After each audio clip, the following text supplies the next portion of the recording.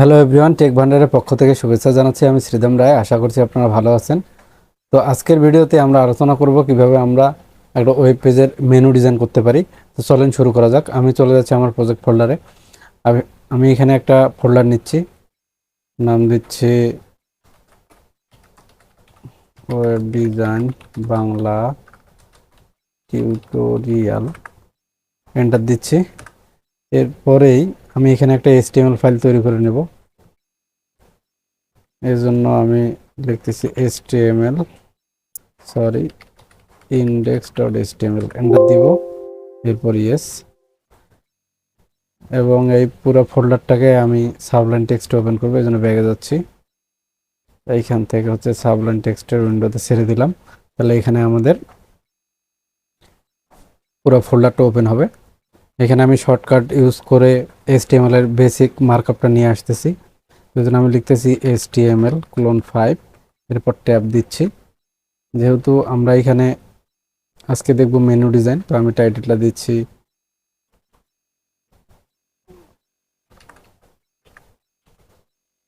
Menu design, কন্ট্রোল-S দিচ্ছি এবং এই ফাইলটাকে ওপেন করে নিচ্ছি ব্রাউজারে।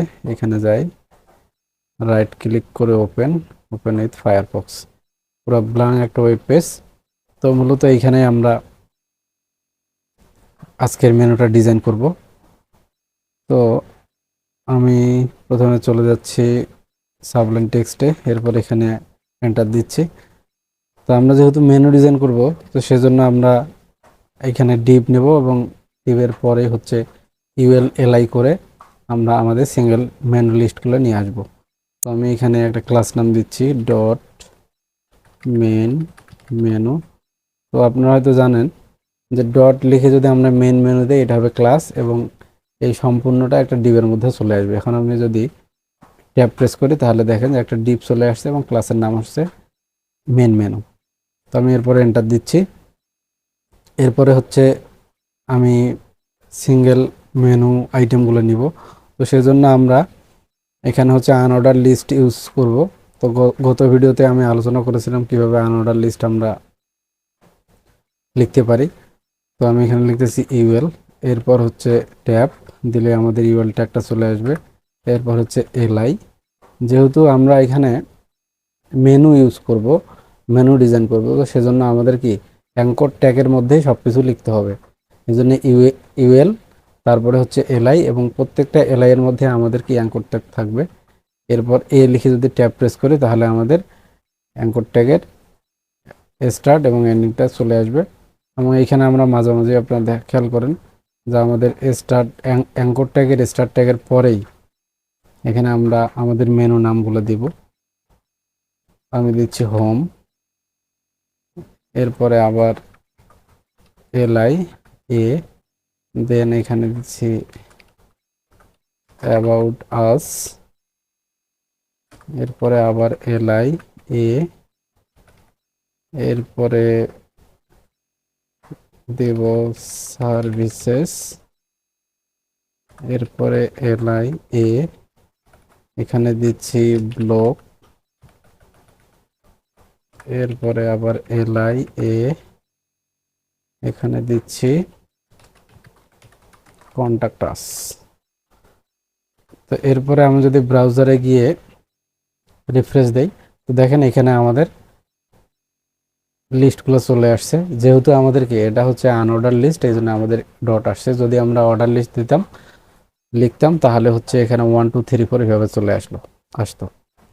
তো এবারে আমাদের সিএসএস লেখার পালা। তো এখন আমি চলে যাচ্ছি প্রজেক্ট ফোল্ডারে। এখানে আমি একটা ফোল্ডার নিব, সেটা হচ্ছে অ্যাসেটস নামে। অ্যাসেটসের মধ্যে যেহেতু আমরা সিএসএস লিখব, এই জন্য হচ্ছে সিএসএস আর একটা ফোল্ডার নিলাম এবং এখানে আমি আমার সিএসএস ফাইলটার নাম দেব। আমরা যে কোনো নামে নিতে পারি, কিন্তু যেহেতু আমরা স্টাইলের কাজ করব, সেজন্য আমি ফাইল নামটা হচ্ছে দিচ্ছি style.css, এন্টার দিচ্ছি। এখানে চলে আসলে আমরা যদি এখন প্রজেক্ট ফোল্ডারে যাই, তো দেখেন এখানে একটা ফোল্ডার চলে আসছে অ্যাসেটস নামে, এরপরে হচ্ছে সিএসএস, দেন হচ্ছে style.css। তো আমরা এটাকে যদি লিঙ্ক আপ করতে চাই, তো এই জন্য আমাদের করতে হবে যেটা, যে আমি টাইটেল ট্যাগের শেষে একটা এন্টার দিচ্ছি, এরপর আমরা লিঙ্ক ট্যাগের মাধ্যমে সিএসএস ফাইলটাকে লিঙ্ক আপ করবো। এই জন্য লিখতেছি লিঙ্ক, লিখে যদি ট্যাব প্রেস করি তাহলে এইখানে আমাদের ডিরেক্টরিটা লিখে দিতে হবে হাইপার রেফারেন্সে, যে আমাদের ফাইলটা কোথায় আছে, সিএসএস ফাইলটা। তো আমাদের ফাইলটা আছে অ্যাসেটস, এরপর স্ল্যাশ, দেন হচ্ছে সিএসএস, দেন হচ্ছে স্টাইল ডট সিএসএস। তো আমাদের ফাইলটা লিঙ্ক আপ হয়ে গেল। তো লিঙ্ক আপ হয়েছে কিনা আমরা বুঝবো কীভাবে, আমি এখানে রিফ্রেশ দিচ্ছি, এরপর যদি কন্ট্রোল ইউ দেই তাহলে এখানে আমাদের সমস্ত কোডগুলো দেখাবে, আমরা যা যা লিখছি এখানে। তো এই ফাইল, এই লিঙ্কটার উপর যদি আমরা ক্লিক করি তাহলে আমাদের স্টাইল ডট সিএসএস ফাইলটা কী হবে, ওপেন হবে। তো এখানে যেহেতু আমাদের কোনো সিএসএস নেই সেজন্য এটা পুরো একটা ব্ল্যাঙ্ক দেখাচ্ছে, তো আমি এটা কেটে দিচ্ছি। তো এখন আমরা এখানে সিএসএস লিখব। তো এইখান থেকে আমি আজকে দেখাচ্ছি যে ব্রাউজার থেকে আপনারা কিভাবে সিএসএস লিখবেন খুব শর্টকাট ওয়েতে। তো আমি এখানে রাইট ক্লিক করতেছি, রাইট ক্লিক করে ইনস্পেক্ট, এরপর আমরা ক্লাস ধরবো। তো আমাদের মেন যে ডিপ সেটা হচ্ছে মেন মেনু, এই হচ্ছে মেনু ডিপ। আপনারা এখানে দেখেন যে কার্সরটা রাখলেই পুরা যে মেনু ডিপটা রয়েছে সেটা হচ্ছে ব্লক হয়ে যাচ্ছে। তো এটাই আমাদের মেন মেনু ডিপ। তো এখন আমরা এখানে যদি ক্লিক করে এই যে প্লাস বাটনে ক্লিক করি তাহলে দেখেন ডট সহ মেনু নামটা চলে আসবে।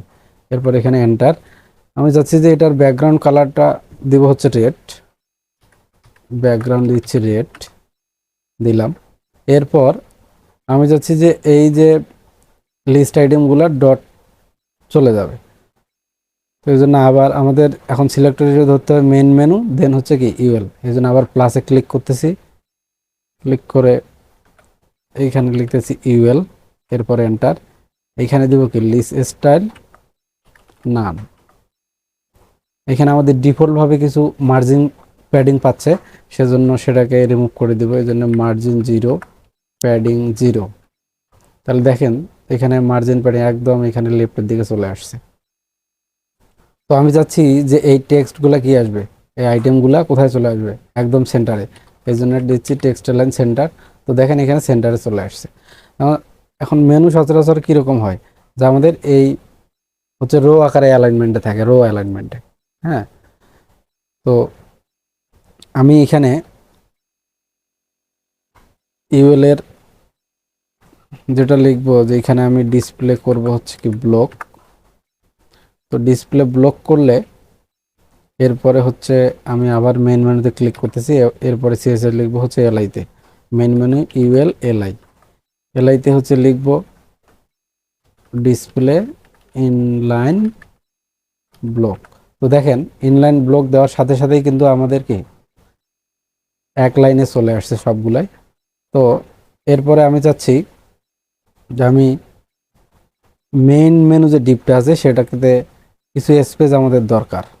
হ্যাঁ, তো তার আগে এইখানে যে টেক্সট ডেকোরেশন নিচে একটা আন্ডারলাইন রয়েছে, তো সেটাকে রিমুভ করে দিব এবং কালারটা চেঞ্জ করব। তো কালার চেঞ্জ করব এবং আন্ডারলাইন উঠাই দিব। সেই জন্য আমাদের যাইতে হবে কোথায়, যে দেখেন এখানে একটু খেয়াল করেন, মেন মেনু ইউএল এলআই এ।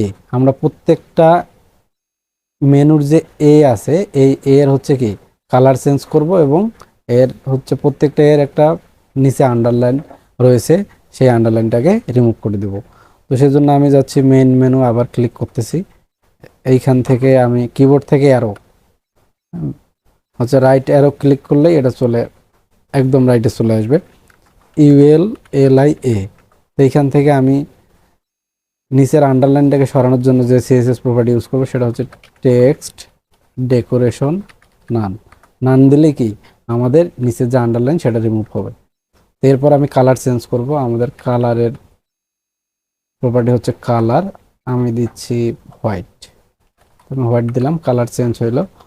তো আমি এবারে ফন্ট সাইজটা বাড়াবো, এর জন্য ফন্ট হাইফেন সাইজ, ধরেন যে এখানে আমি দিব 18 পিক্সেল।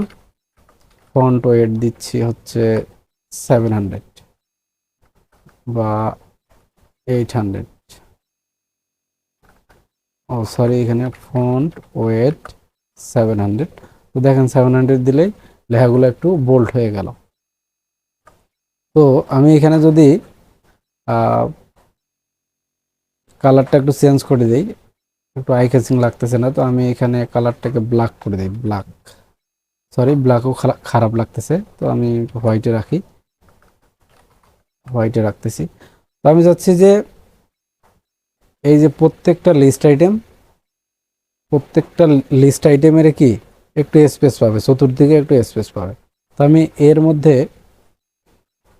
মেনু ইউএল এলআই এ এর মধ্যে আমি যদি এখন প্যাডিং দেই, প্যাডিং দিলে কিন্তু হচ্ছে একটু স্পেস পাবে চতুর্দিকে। তো আমি দিচ্ছি প্যাডিং, আমি উপরে নিচে দিচ্ছি হচ্ছে 15 পিক্সেল, ডানে বামে দিচ্ছি 20 পিক্সেল। তো দেখেন উপরে নিচে যদি আরো বাড়াই তো সেক্ষেত্রে বাড়তেছে না, কারণ আমাদের উপরে হচ্ছে যে মেইন যে মেনু ডিপটা রয়েছে এই ডিপের আমাদের প্যাডিং বাড়াইতে হবে। তো এইখানে না বাড়ার কারণটা হচ্ছে যে আমরা এখানে ডিসপ্লে কি করে নিই, ব্লক করে নিই। তো আমাদের এর ডিসপ্লে কি করতে হবে, ব্লক করতে হবে। আপনারা একটু খেয়াল করেন, এখানে যদি আমি দিই ডিসপ্লে ব্লক, তাহলে দেখেন ব্লক দেওয়ার সাথেই কিন্তু আমাদের যে উপরে নিচে প্যাডিং সেটা হচ্ছে কাজ করতেছে। তো বেসিক্যালি এর ডিসপ্লে ব্লক থাকে না, ডিবের ডিসপ্লে ব্লক থাকে। তো সেজন্যই এটা কাজ করতেছিল না।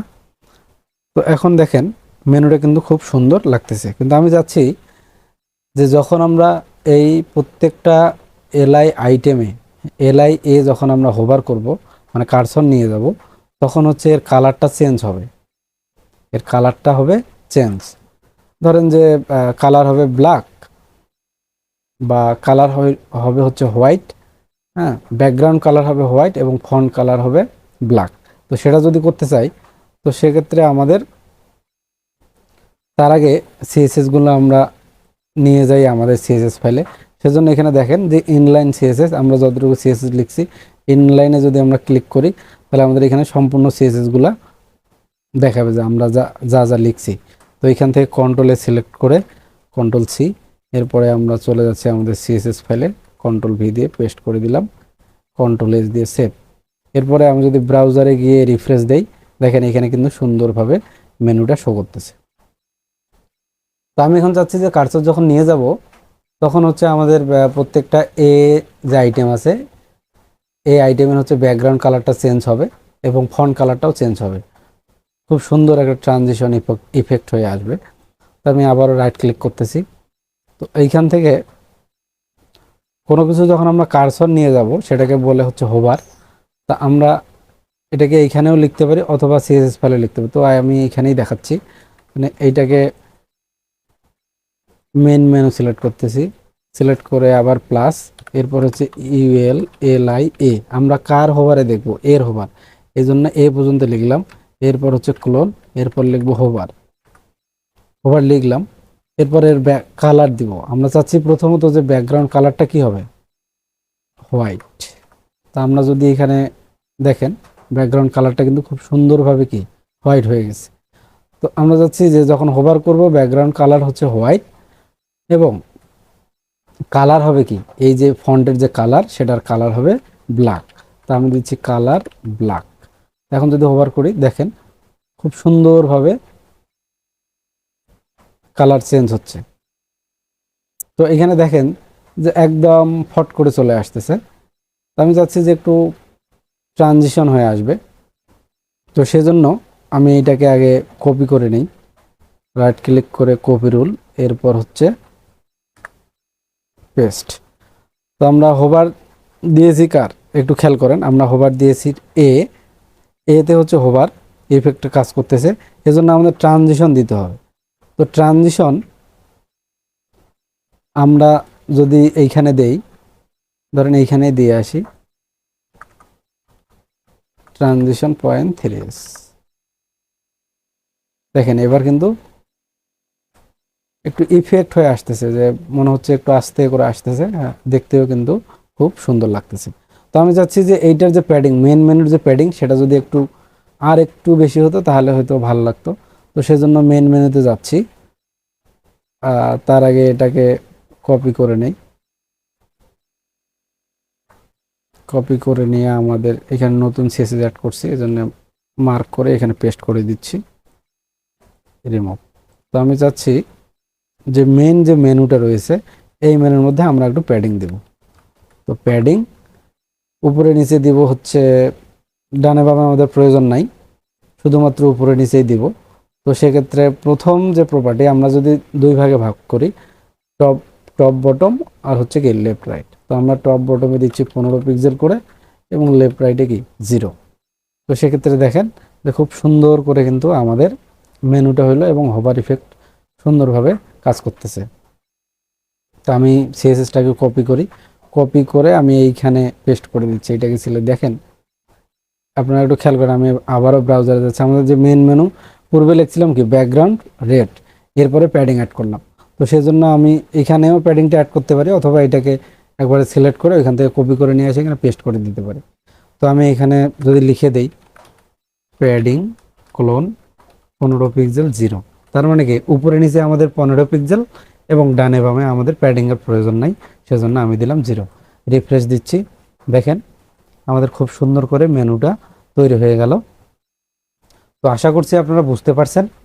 যদি আপনাদের বুঝতে সমস্যা হয় তাহলে ভিডিওটি পজ করে দেখবেন, হ্যাঁ, এবং প্র্যাকটিস করবেন।